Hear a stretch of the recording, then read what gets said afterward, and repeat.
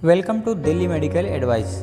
तो इस वीडियो में मैं आप लोग को प्रैक्टिकल करके दिखाऊंगा कि लैब में ब्लड ग्रुप टेस्ट किस प्रकार किया जाता है। इस टेस्ट का प्राइस पैथोलॉजी में लगभग 50 से 100 रुपया होता है। तो आइए जानते हैं कि इस टेस्ट को करने के लिए हमें क्या क्या रिक्वायरमेंट होता है। तो इस टेस्ट को करने के लिए सबसे पहले हमारे पास ब्लड ग्रुप का एंटीबॉडी किट होना चाहिए, जिसका कि लगभग 600 से 700 रुपया प्राइस होता है। एक किट में लगभग 50 लोगों का टेस्ट किया जा सकता है। साथ ही साथ एक ग्लास स्लाइड चाहिए होता है, माइक्रोटिप या ड्राई स्टिक होना चाहिए, कॉटन स्वैप होना चाहिए और फिंगर प्रिक करके ब्लड निकालने के लिए लेंसर्ट या लेंसर डिवाइस होना चाहिए। अगर आप किसी का पहले से ब्लड कलेक्ट करके रखे हैं तो EDTA वायल में ब्लड चाहिए।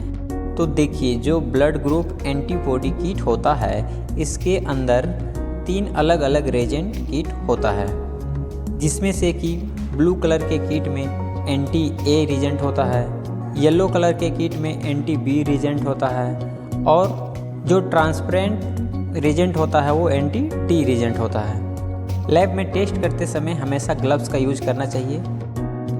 तो आइए बढ़ते हैं प्रोसेस की ओर। तो सबसे पहले ड्राई ग्लास स्लाइड लेते हैं, जो कि बिल्कुल क्लीन होना चाहिए। फिर या तो उस ग्लास स्लाइड में मार्क करना है या फिर जस्ट उसके आगे आप मार्क कर सकते हैं, जैसे कि A, B, D। D के पास आप ब्रैकेट में प्लस और माइनस यानी कि पॉजिटिव और नेगेटिव लिख सकते हैं। आगे वीडियो में हम लोग बात करेंगे कि यहाँ पॉजिटिव और नेगेटिव ब्रैकेट में क्यों लिखे हैं। इस तरह से हम लोग का 3 मार्क हो गया। इसके बाद हम एक लेंसर्ट लेते हैं या फिर आप लेंसर डिवाइस में इसको फिक्स करके ले सकते हैं। इसके बाद हम कॉटन स्वैप की मदद से फिंगर को क्लीन करेंगे, जिसका कि हमको ब्लड ग्रुप टेस्ट करना है। तो हम यहाँ आज खुद का ब्लड ग्रुप टेस्ट करके आप लोग को दिखाएंगे, इसलिए हम ग्लव्स नहीं पहने हैं। अगर किसी दूसरा का जब ब्लड टेस्ट करना होता है तो ग्लव्स ज़रूर पहन लें, क्योंकि किसी का ब्लड डायरेक्ट टच होने से इन्फेक्शन होने का चांस बन जाता है। तो अपने फिंगर को हम क्लीन कर ले रहे हैं। अब हम ब्लड के लिए फिंगर को प्रिक करेंगे और A, B और D के सामने हम एक एक बूंद ब्लड का डालेंगे। तीनों में एक एक बूंद इस प्रकार हम डाल दिए और फिर कॉटन से इसको प्रेस करके थोड़ा देर रखना है ताकि ब्लड रुक जाए।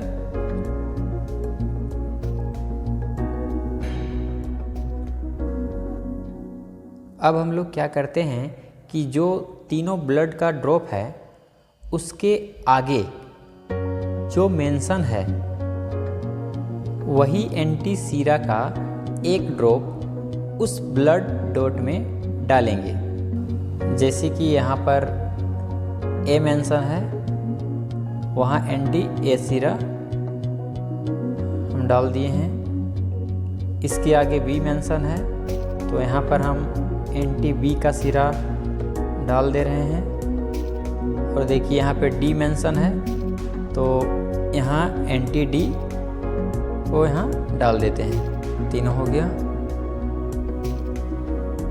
इस टाइम पर बहुत ज़्यादा लेट नहीं करना है, क्योंकि ज़्यादा लेट करने से ब्लड का जो ड्रॉप है वो क्लॉट हो सकता है, और अगर ब्लड का ड्रॉप क्लॉट हो गया तो उसका रिजल्ट प्रॉपर नहीं मिल पाएगा। अब हम क्या करते हैं कि जो 3 ड्राई स्टिक है या फिर माइक्रोटिप के मदद से तीनों को अलग अलग मिक्स करेंगे। इस टाइप का तीनों को अलग अलग मिक्स करेंगे। एक दूसरे से ये बिल्कुल टच नहीं होना चाहिए, कोई भी केमिकल एक दूसरे से टच नहीं होना चाहिए। अगर किन्हीं को एक स्लाइड में प्रॉब्लम हो रहा हो तो अलग अलग स्लाइड यूज कर सकते हैं। अगर किन्हीं को लग रहा है कि इस मिक्स होने का चांस है तो इसके बाद क्या करना है कि क्लॉकवाइज या एंटी क्लॉकवाइज रोटेट करना है। आप देखेंगे कि इसमें से कुछ कुछ में हम लोग को छोटे छोटे ब्लड के क्लॉट्स दिखेंगे, यानी कि किसी किसी में जैसे कि दूध फटता है वैसा छोटा छोटा क्लॉट देखने को मिल रहा होगा। 1 से 2 मिनट रोटेट करने के बाद हमें क्लियर हो जाता है कि किस में एग्लूटिनेशन दिख रहा है या एग्लूटिनेशन नहीं दिख रहा है, यानी कि किसमें ब्लड के छोटे छोटे क्लॉट्स दिख रहे हैं या फिर नहीं दिख रहे हैं। तो इसमें आप यहाँ पर देख रहे हैं कि इसमें से बी और डी दोनों में छोटा छोटा क्लॉट दिख रहा होगा और ए में नहीं। तो आइए अब हम लोग ये समझते हैं कि कैसे जानेंगे कि ये कौन सा ब्लड ग्रुप है। एग्जाम्पल के लिए हम लोग इसमें एंटी ए डाले थे और ये बिल्कुल भी इसका ब्लड क्लॉट नहीं हुआ है, तो इसका मतलब ये है कि इसके अंदर ए मौजूद नहीं है।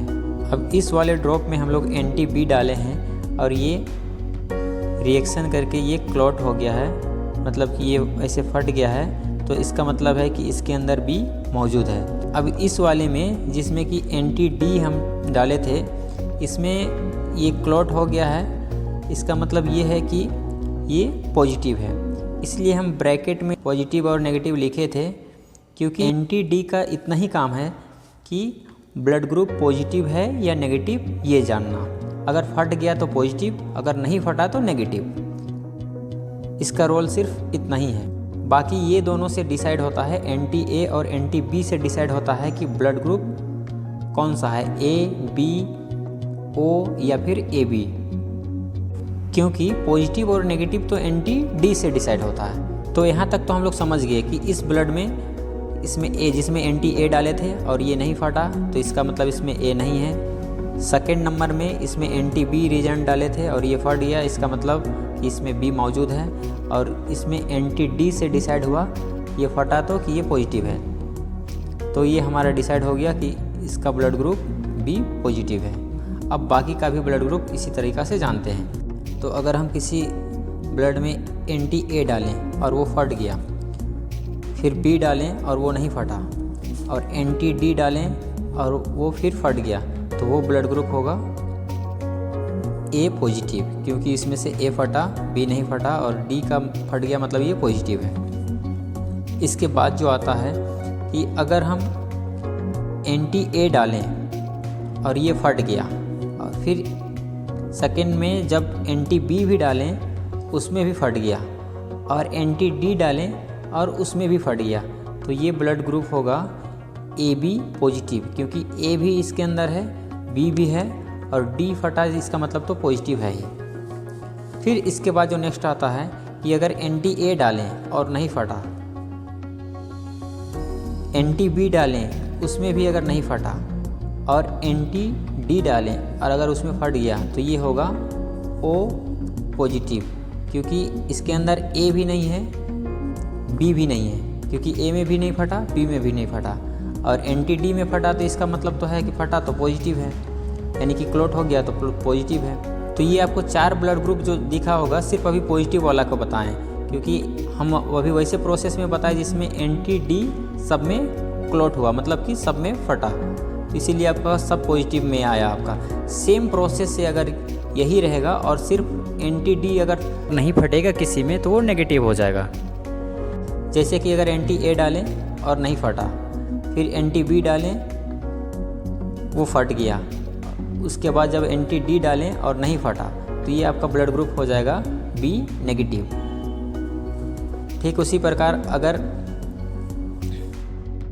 एंटी ए डालें और फट गया, एंटी बी डालें नहीं फटा, उसके बाद एंटी डी डालें और ये भी नहीं फटा, तो ये आपका ब्लड ग्रुप हो जाएगा ए नेगेटिव। उसके जस्ट आगे अगर एंटी ए डालें और वो फट गया, एंटी बी भी डालें उसमें भी फट गया, और एंटी डी डालें और उसमें नहीं फटा, तो ये आपका हो जाएगा, इसमें से ए आया इसमें से बी आया, मतलब ए बी, और यहाँ से आ जाएगा आपका नेगेटिव, तो ये हो गया A B negative. Just last जो है कि अगर एंटी ए डालें और नहीं फटता है, उसके बाद इसमें भी एंटी बी डालते हैं और नहीं फटता है, और एंटी डी में भी अगर नहीं फटता है, मतलब किसी में अगर क्लॉट नहीं हुआ, तो ये आपका ब्लड ग्रुप हो जाएगा ओ नेगेटिव, क्योंकि इसमें से एंटी ए डालें उसमें भी नहीं फटा, एंटी बी डालें उसमें भी नहीं फटा, मतलब ये कंफर्म हो गया कि ओ है, और यहाँ से कंफर्म हुआ एंटी डी नहीं फटा तो कि नेगेटिव है, तो ये ब्लड ग्रुप हो गया ओ नेगेटिव। तो इसका मतलब ये है